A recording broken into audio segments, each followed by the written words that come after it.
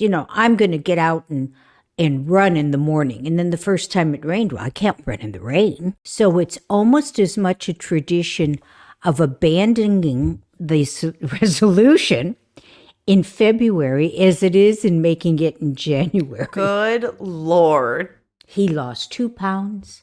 I gained the one back. He lost another 2 pounds. What can I say? You found it.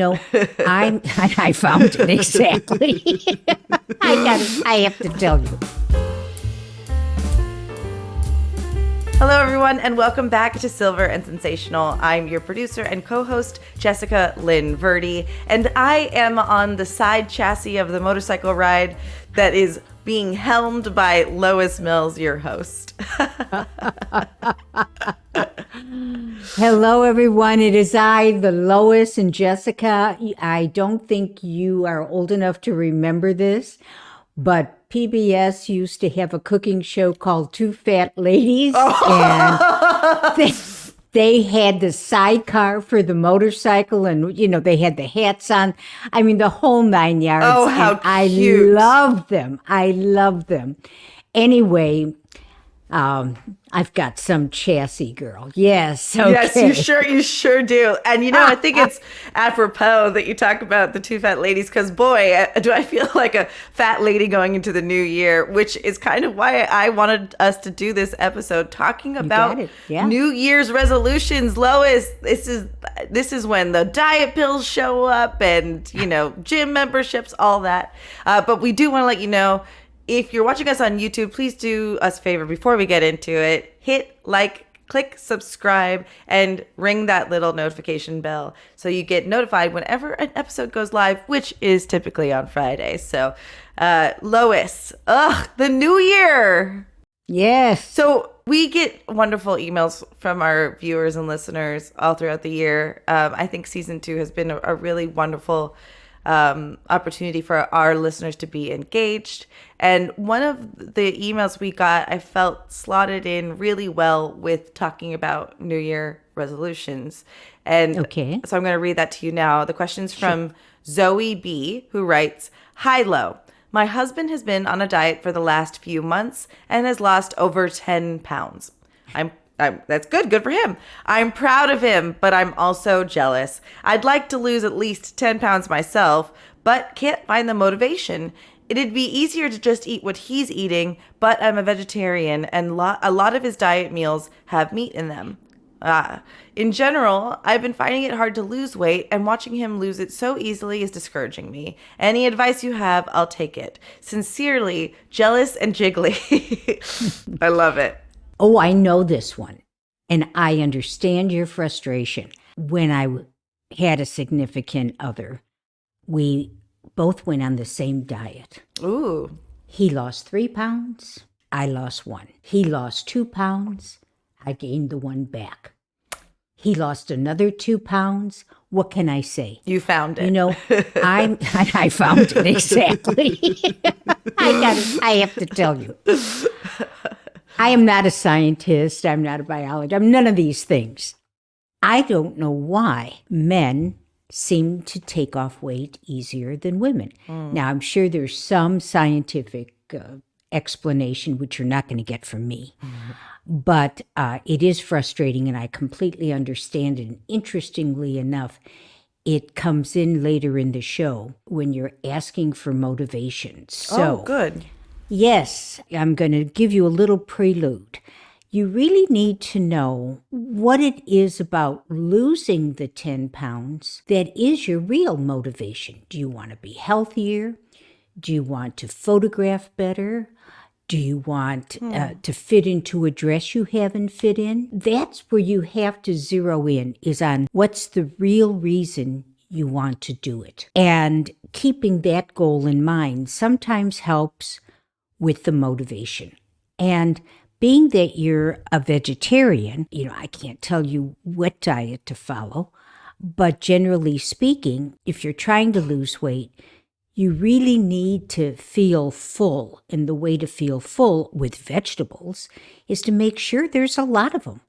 Yeah, Don't wow. pick around with, a couple lettuce leaves. I don't know what you are doing for protein. I know beans are high in carbohydrate, but they're also, I will tell you that before I started Silver and Sensational, I wanted to lose 10 pounds, which I had not been able to do before. And I ran into three friends, not at the same time, one guy, two gals, and they really slimmed down, but they got lean. It wasn't just the pounds, because one of my friends has always been lean. And so they each did the same thing.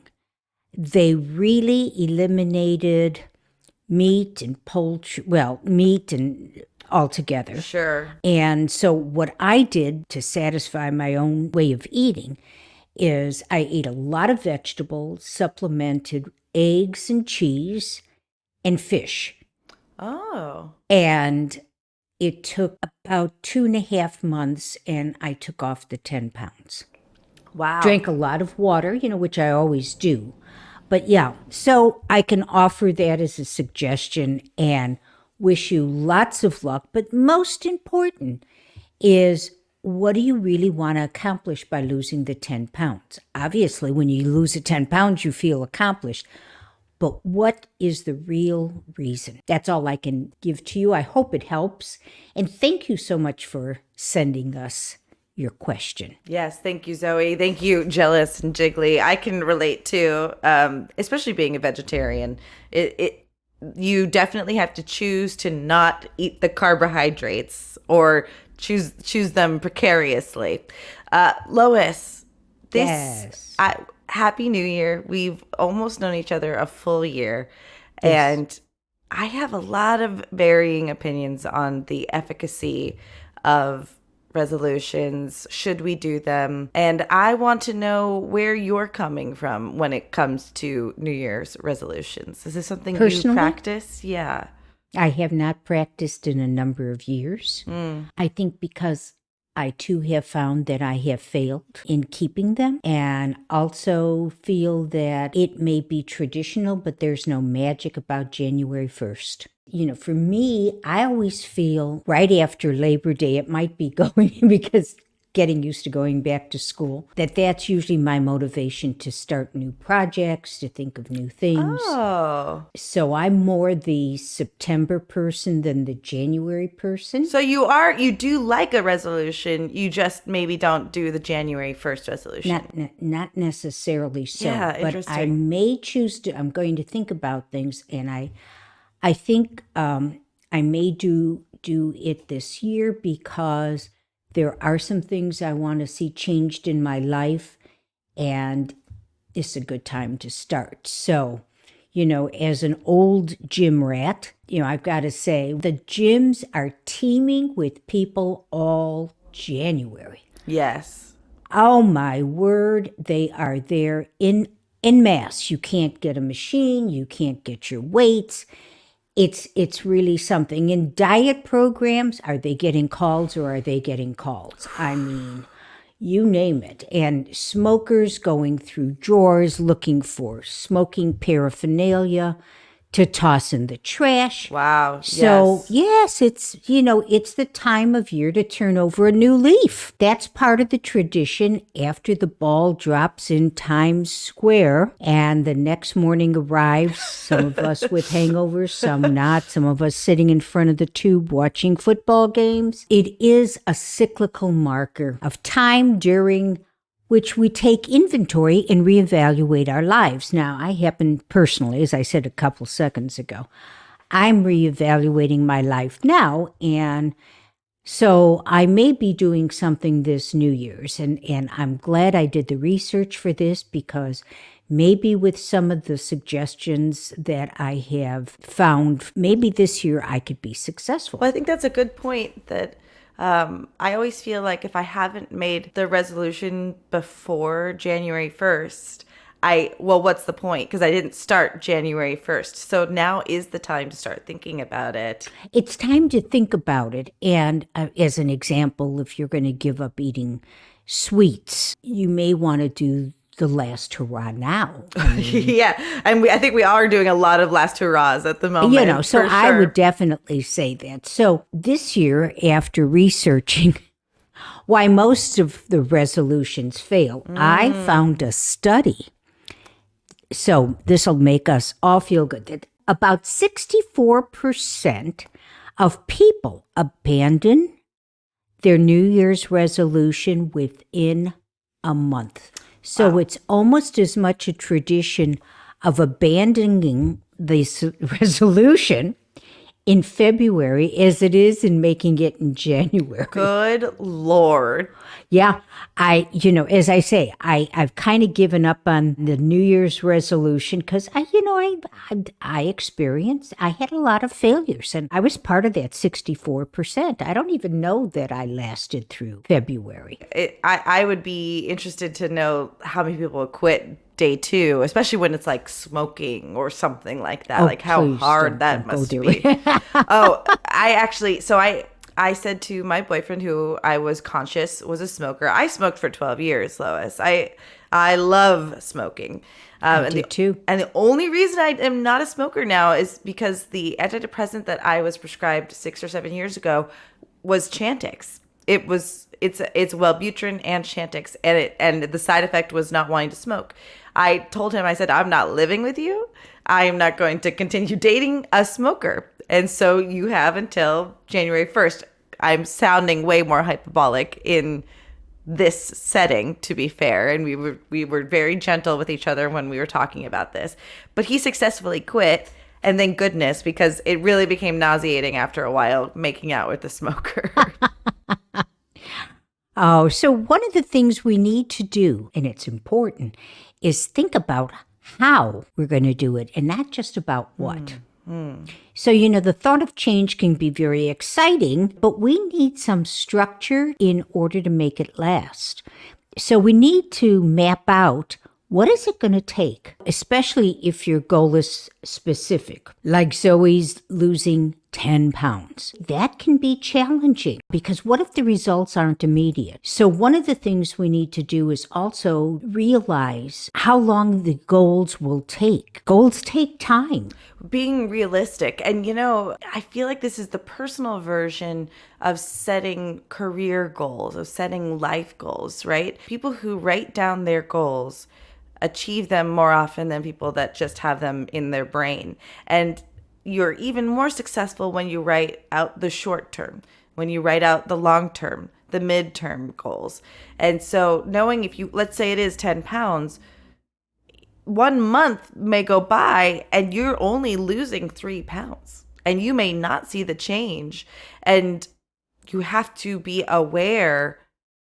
I am guilty of wanting that one pill or that one thing that will help me drop 10 pounds in a week. Well, you're very smart to understand that you have to determine if it's a shorter or a long-term goal. If there's clarity, you have a more realistic expectation. For instance, long-term goals can be broken up into shorter segments so you can see success. Wow. We'll get back to goals in a second. But the next, I think, really important thing, and I'm saying these are really important because I never stopped to think about any of this stuff. But it's clicking for you, which is why we're sharing. It's clicking for me because I can see that I didn't do any of these things. It's just, I'm going to do this, this, this. I'm going to get out and run in the morning. And then the first time it rained, I can't run in the rain. And then the second day, I didn't run yesterday. I'm kind of, all the excuses. So therefore, we need to re-examine why we haven't been successful before. And so without examining where we're resistant to change, the cycle of resolve, relapse, repeat continues year after year. And that's a quote from Britt Frank. It is so true. Without examining where we are resistant to change, we just kept repeating what we've done in the past. Wow. So this takes a bit of thinking, a lot of self-reflection. I suggest looking at your belly button while you're doing it so that you're not distracted. Personally, I'm an innie. This is one of my favorite expressions of yours, Lois. You're contemplating your belly button, contemplate your goals and your failures. Well, why have I failed in changing? What is it about change that is holding me back from doing it? Lois, you have even been saying this for the past 5 minutes, and it didn't click for me right now because I am super unsuccessful in a couple big changes in my life right now. And I am not examining why. I'm just feeling sorry for myself. See what I'm saying? Exactly. I mean, when I was doing this research, I said, Jesus, now, when I really wanted to do something, I didn't let anything stand in the way. Right. I'm just giving the 10 pounds as an example. Sure. I can't tell you how long I tried to lose even 5 pounds. And once I put my mind to it, I didn't even have a little dried cranberry. I think that's where I'm frustrated with certain parts of myself, though, is, and maybe you'll bring this up later, is I'm frustrated with why am I not full bore into this? Why haven't I set my mind on this, like you said? And there's probably more at play. Of course there is. For some of us, maybe having real success would cause us to lose something else in our lives. So we really need to look at our fears. Wow. Because our fears are what's stopping us from changing. I think that's an important thing you said there, because we need to examine what it is that's stopping us from change, because we want to change. But boy, are there so many reasons we are afraid of it. There's a great author, Jen Sincero, who wrote You Are a Badass. And one of the parts of her book, which I recommend to you, I re-recommend it to myself, is find the point at which you stop. Some people stop right before they begin. Some people stop right before they're about to finish. Some people stop right before they need to pitch it to somebody. Whatever these, and there's mental reasons. She encourages you to look at why.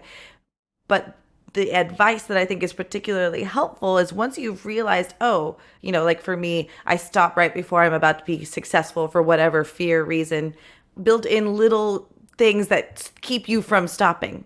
Build an accountability buddy. Email somebody, in 2 weeks, I'm going to have this proposal to you, so you have to follow through. Basically, fail safes that push you past the moment you stop. Which brings me to another suggestion. We need to have a backup plan for our goals. What are you going to do when you are feeling bored or feeling down and are tempted to eat or drink? What is your backup plan if your resolution is to diet or to cut back or even give up drinking? You have to have a backup plan. Or, when the weather's unpleasant, you said you were going to walk 3 or 4 miles a day.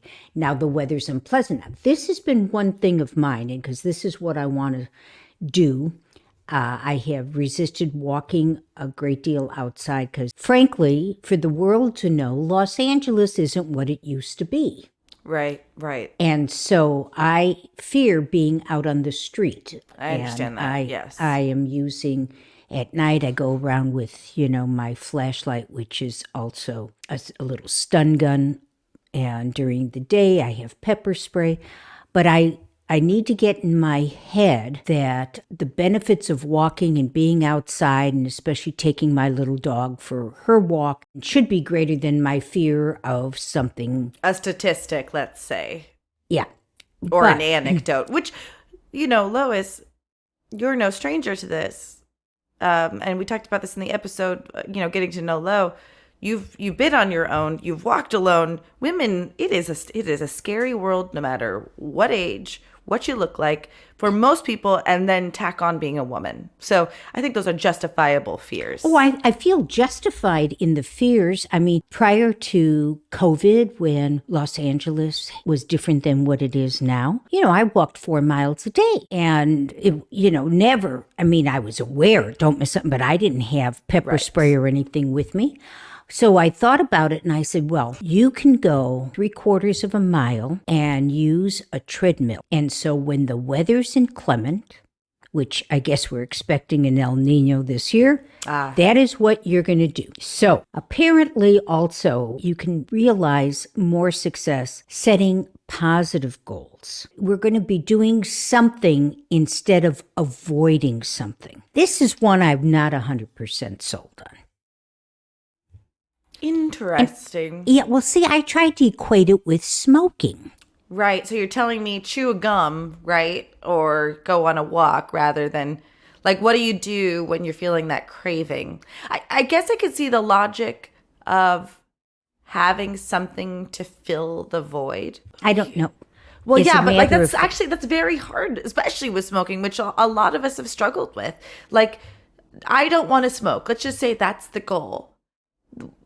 I want to chew on celery instead. That's a harder goal to tell me. Yes. I'm just not sure I understand about that. So I'm throwing it out there Yes. because maybe for other people it sings to them, but it doesn't sing to me. But what did sing to me, which I had not heard of, is something called the SMART method. Ooh. And SMART is an acronym for specific, measurable, attainable, realistic, and time bound. SMART.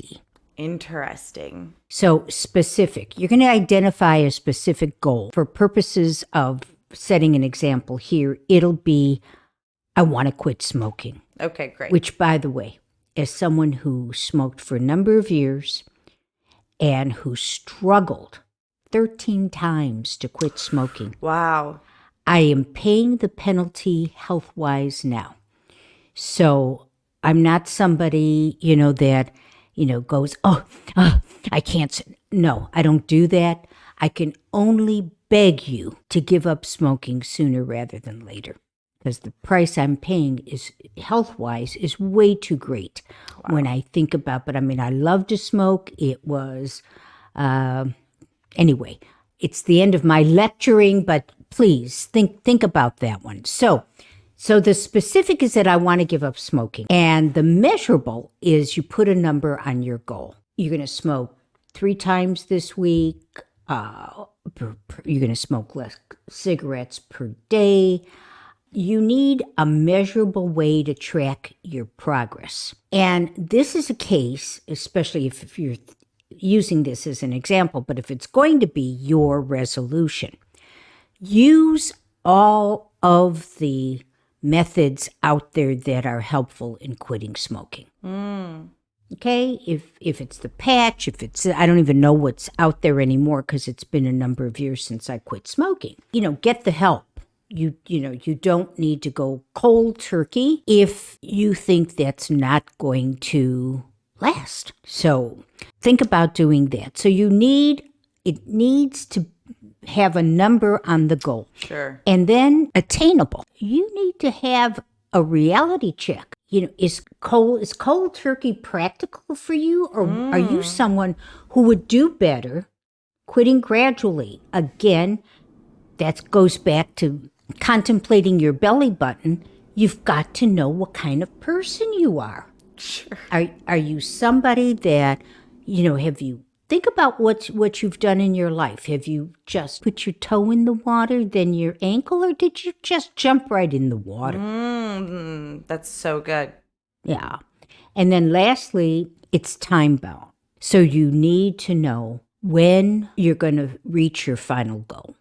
When is your time for that? And if you celebrate each step along the way, as we said, if it's, a longer term goal, you can break it up in smaller steps. So to me, a longer term goal is somebody that wants to lose 10 pounds. You can't do this overnight. If you want to quit smoking, you can't do that overnight. Or if you go cold turkey, what is your backup plan the first time you go to pick up that telephone and you're used to doing this?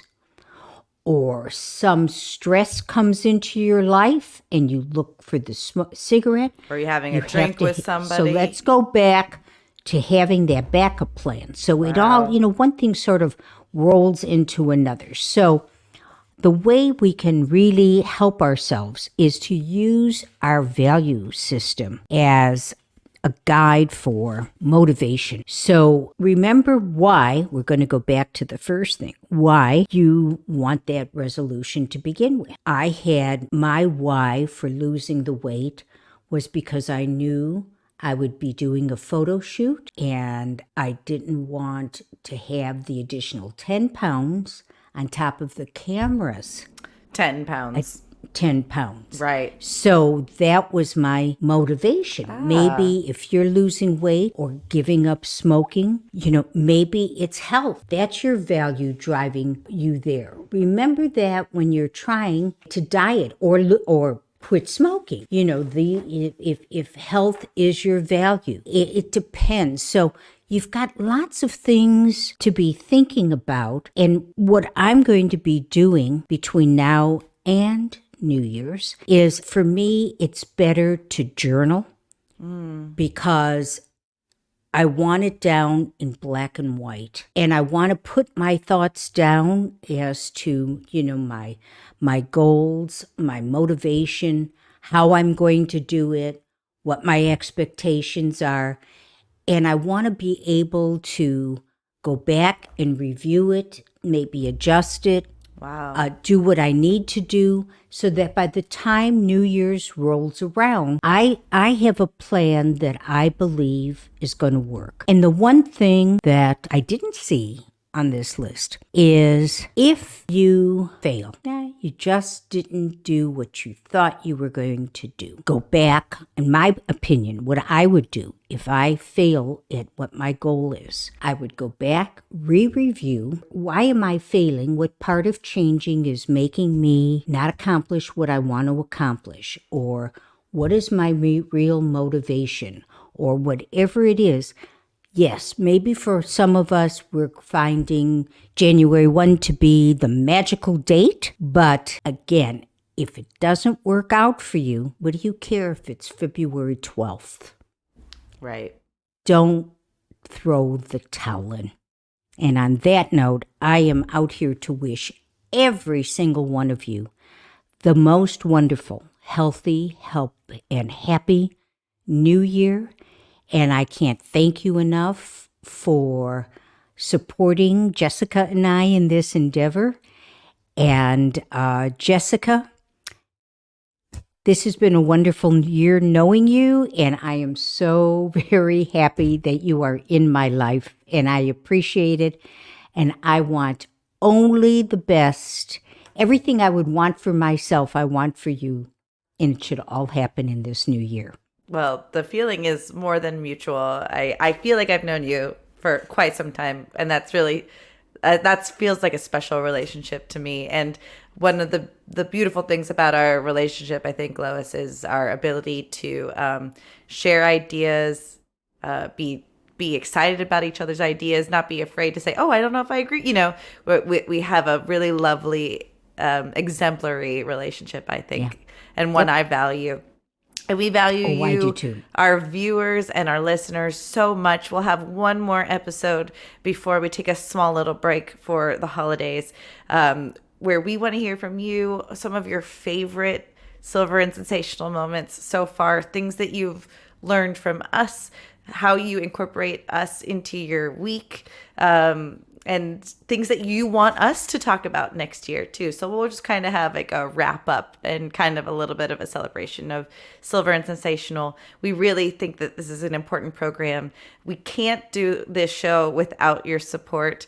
There's a couple ways you can help us out. Is currently by you can follow us on Silver and Sensational at Instagram and Facebook. You can email us your questions or just votes of support. And if they're on YouTube right now, Lois, how could they support us?